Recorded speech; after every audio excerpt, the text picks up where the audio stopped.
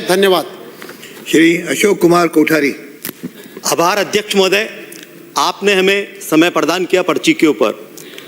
अध्यक्ष महोदय, आपका ध्यान एक महत्वपूर्ण विषय पर चाहेंगे।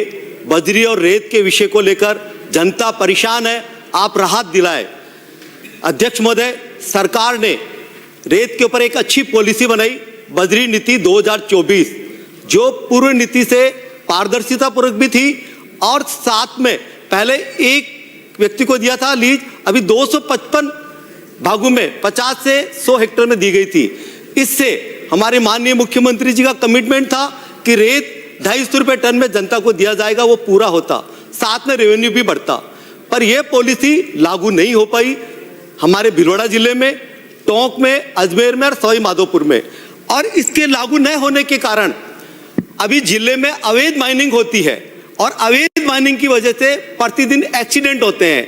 एक्सीडेंट की वजह है कि पीछे पुलिस लगी रहती है, माइनिंग डिपार्टमेंट का आदमी रहता है, उसके साथ गैंगवार होती है, उसके साथ साथ जो युवा है, बेरोजगार है, वो इस कार्य में लगे रहते हैं, तो सरकार का रेवेन्यू भी नहीं आता है। उसके साथ पुलिस प्रशासन और माइनिंग इस डिपार्टमेंट के पीछे लगा रहता है।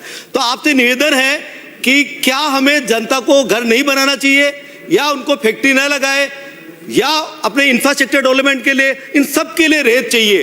तो एक अच्छी पॉलिसी जो आपने बनाई है, या तो उसको लागू कराएं। अगर आप उसको लागू नहीं करा पाते हैं तो जब तक के लिए पहले भी आप कांटे लगाते थे राज्य सरकार के द्वारा, वो लगवाए, और वो भी नहीं लगा सकते हैं तो ग्राम पंचायत को ये कार्य दिया जाए, जिससे ग्राम पंचायत अपने स्तर पर ही उसकी रॉयल्टी भी ले और जनता को अपने ग्रामीण वासी खुद तय करे।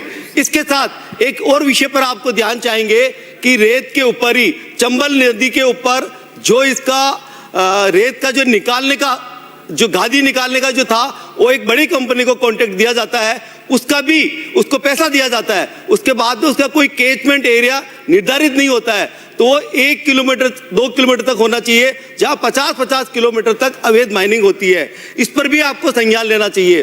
तो माननीय अध्यक्ष महोदय, ये विषय बहुत गंभीर है। हमारे भीलवाड़ा का आज ही हम जहां पर वो लोग धरना प्रदर्शन के लिए बैठने वाले थे, उनको हमने रोका है। इस पर संज्ञान ले, इस पॉलिसी को लागू कराए, या अच्छी पॉलिसी जहां पर जब तक राज्य सरकार अपने स्तर पर कांटे लगा कर दे, या नहीं तो ग्राम पंचायत स्तर पर दे, और उस कोटा वाली कंपनी पर भी संज्ञान ले। धन्यवाद।